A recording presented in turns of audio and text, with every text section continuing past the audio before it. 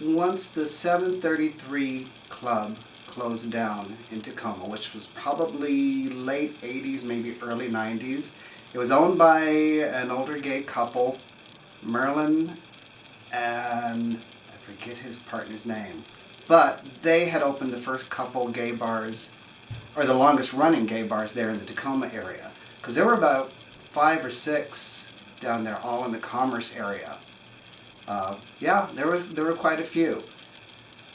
But they were kind of the best run ones and the biggest area, so it was always a great place for people to go and gather. Once they either had, I'm sure they're both passed away by now, but they gave up the business, the community sort of lost its gathering place, so they all sort of scattered. And at that point, Seattle really started, hitting the mark really good. Neighbors had opened up. Brass Connection was going full swing. It was sort of the height of the whole gay disco era for the West Coast, because it always kind of takes a couple years for things to make it from the East Coast to the West Coast, and so how that migration happens. A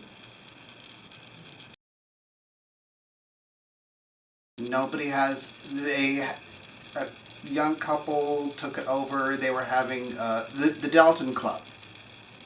That whole complex right there, that was the 733 Club.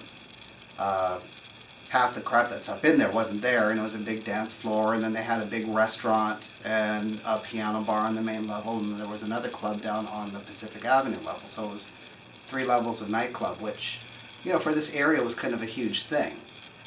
They also owned a little Greasy Spoon sort of truck stop dive, which is, every gay man's element in some degree or another, called the Polar Bear. Sort of, who was this upstart dance club? Because at the time it was 1984, I was Miss Gay Washington, and I was working at the Brass Connection. And I think it had opened up right around that time. 1983, 84, so it hadn't been open for long. In fact, that whole area where SCC has built, like the cosmetology school and all that stuff, that wasn't there. That was all a parking lot. A parking lot? Yeah. Interesting. Yeah. So the alley has always been there, but where the structure was a parking structure? Yeah, it was all an open air parking lot, so you could see right through it and right off to the club. So a lot of times people would just go back and forth between the two clubs.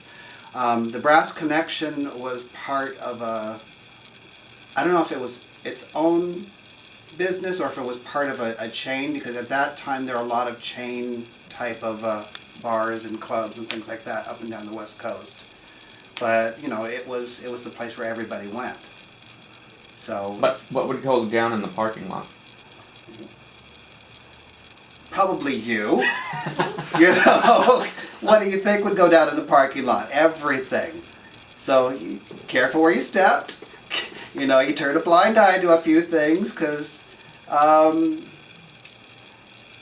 think at that time, a lot of times people that kind of thing just doesn't happen, so therefore we won't look for it.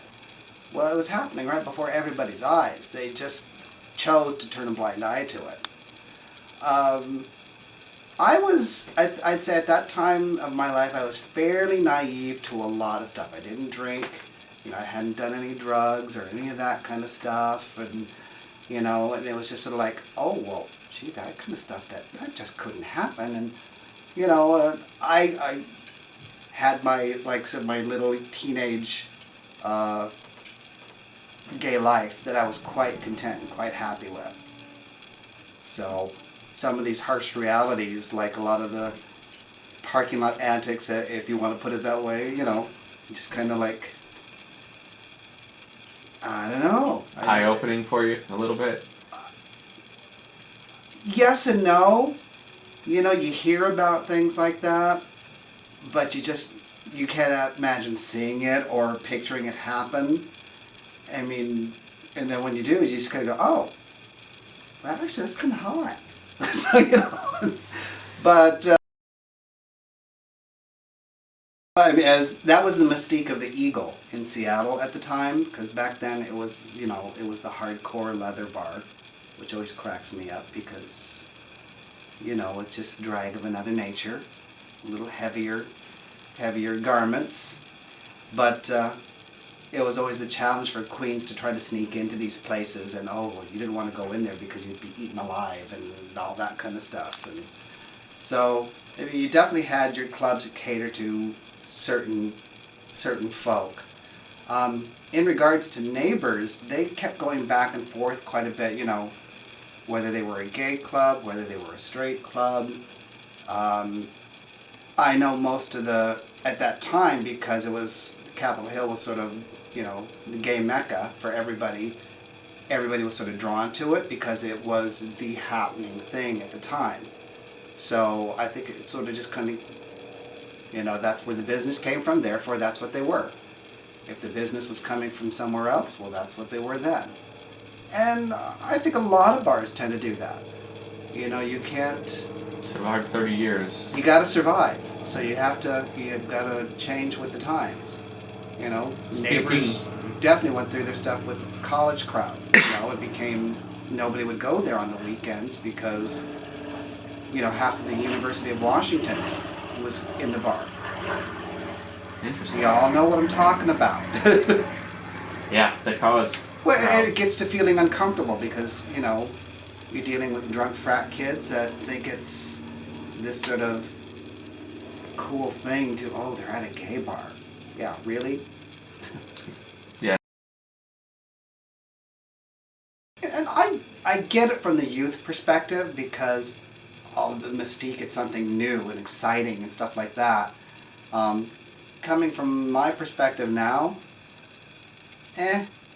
been there, done that, seen that, and I mean, I don't mean to come across jaded or anything about it because I'm not, but it's just, I think my view has just really grown up.